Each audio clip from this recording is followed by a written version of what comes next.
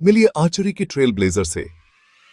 वरेण्या राणा ने वो कर दिखाया है जो किसी ने सोचा भी नहीं था। मथुरा से वर्ल्ड स्टेज तक वरेण्या राणा का सफर वाकई इंस्पिरेशनल है। पुणे में हुए national junior and cadet archery selection में वरेण्या के अनमैच्ड स्किल्स ने उन्हें 3 मेंबर कंपाउंड टीम में जगह दिलाई। अब वो इस जून कनाडा में होने वाले वर्ल्ड चैंपियनशिप्स में compete करने के लिए एकदम तैयार हैं। नमस्ते, मेरा नाम वरेण्या राणा है। मेरा ये पहला इंटरनेशनल है जिसमें मेरा सिलेक्शन हुआ है। काफ़ी ये जो वर्ल्ड चैंपियनशिप होती है वो 2 साल में एक बार होती है, तो उसकी मुझे ज़्यादा खुशी है क्योंकि वर्ल्ड चैंपियनशिप 2 साल में एक बार होती है और ये ओलंपिक के बाद ये सबसे अच्छा टूर्नामेंट माना जाता है जिसमें मेरा चयन हुआ है। मैं 11th क्लास की छात्रा हूँ। अभी मैंने 10th हाई बोर्ड पास किया है और मेरी फैमिली में मेरे पापा, मम्मी, भैया, बड़ी दीदी और बड़े पापा जो कि मेरे कोच हैं और बड़ी मम्मी, दादू, दादी सब रहते हैं जो कि मेरे को काफ़ी सपोर्ट करते हैं। मैं नेशनल चैंपियन 2024 की नेशनल चैंपियन रह चुकी हूँ और फिलहाल ही मेरा जो एनआरटी है उसमें मेरा गोल्ड है। तो सब जूनियर और जूनियर में मेरा नेशनल में चैंपियन रही हूँ मैं।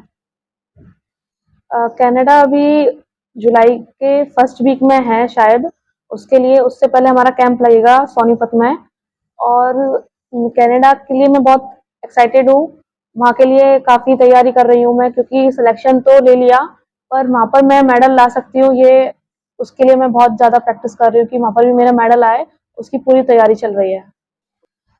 स्पोर्ट्स में तो सभी को ही आना चाहिए और मैं 9 साल की जब मैं स्पोर्ट्स में आ गई थी, जब खेलती-खेलती ऐसी आ गई थी, तो मेरे पेरेंट्स ने मेरे को देखा कि मैं मेडल ला रही हूँ स्टेट लेवल पे। उन्होंने मेरे को सीरियस लिया और उन्होंने कहा कि इसको अब आगे बढ़ाना चाहिए, तो उन्होंने मेरे को हाई लेवल का जो धनुष होता है वो दिया।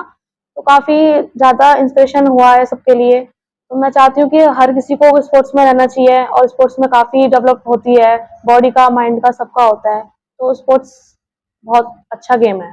जब मैं स्पोर्ट्स में गई थी तो नॉर्मली किसी को पता नहीं था, ना मेरे पापा को पता था ना मेरी मम्मी को पता था, सिर्फ मेरे बड़े पापा यानी कि जो मेरे कोच हैं उनको ही पता था कि ये गेम में है, तो किसी को कुछ खबर नहीं थी। जब मैं स्टेट मेडल लेकर आई थी तो तब सबको पता चला कि हाँ मैं जीती हूँ, तब सबने स्वागत किया था मेरा स्टेशन पे। तो तब मैंने कहा था उनसे कि अब मेरे को बड़े लेवल पे खेलना है तो मेरे को धनुष चाहिए है। तो उन्होंने कहा ठीक है, हम दिलवाएंगे, देखते हैं।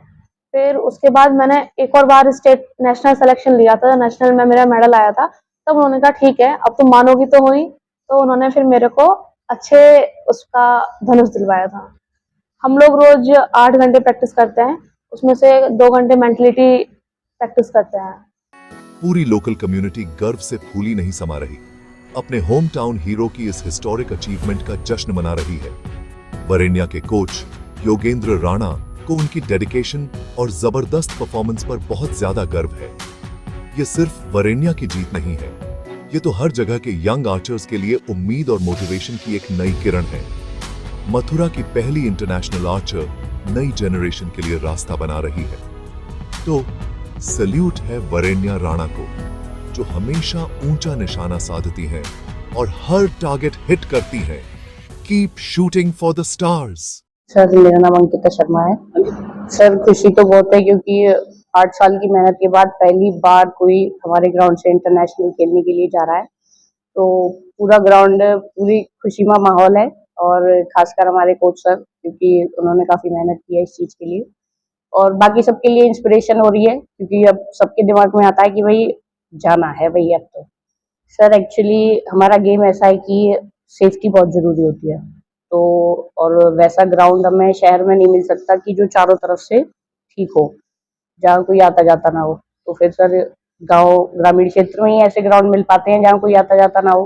तो वैसे ही फिर खेत में एक खेत लिया था, उसको थोड़ा ग्राउंड की तरह प्रिपेयर किया है, उसमें पेड़ पौधे लगाए हैं, टारगेट वगैरह लगा के उसको थोड़ा सेट किया है। सर, हम मिनिमम 40 टू 50 प्लेयर्स हैं हमारे पास इस समय एकेडमी में, जिसमें कुछ डे स्कॉलर हैं, कुछ हॉस्टलर्स हैं। बॉयज़ का हॉस्टल अलग है और गर्ल्स का हॉस्टल अलग है। तो इसमें सर मॉर्निंग सेशन से स्टार्ट होते हैं हम सुबह 5:30 से और 5:30 सबका फिजिकल टाइम होता है, रनिंग वगैरह, योगा वगैरह होते हैं, और जो वो होती है जैसे सूरज की किरणों के साथ त्राटक करने की कोशिश करते हैं बच्चे, ताकि फोकस अच्छा रहे। उसके बाद फिर 1 घंटे का सेशन होता है हमारा 7 से 8, वो स्किल प्रैक्टिसिंग का होता है। उसमें हम हुकिंग प्रैक्टिस वगैरह करते हैं, जो हमारे लिए ज़रूरी होता है। उसके बाद सर हमारा शूटिंग सेशन स्टार्ट हो जाता है 9:30 से। 9:30 से 12:30 1 तक बच्चे शूटिंग करते हैं ग्राउंड पर। उसके बाद लंच टाइम होता है, फिर शाम को फिर से शूटिंग टाइम होता है, शाम को 4 बजे से लेकर 7 बजे तक। उसके बाद फिर फिजिकल टाइम होता है सर। बहुत मेहनत करते हैं बच्चे हमारे।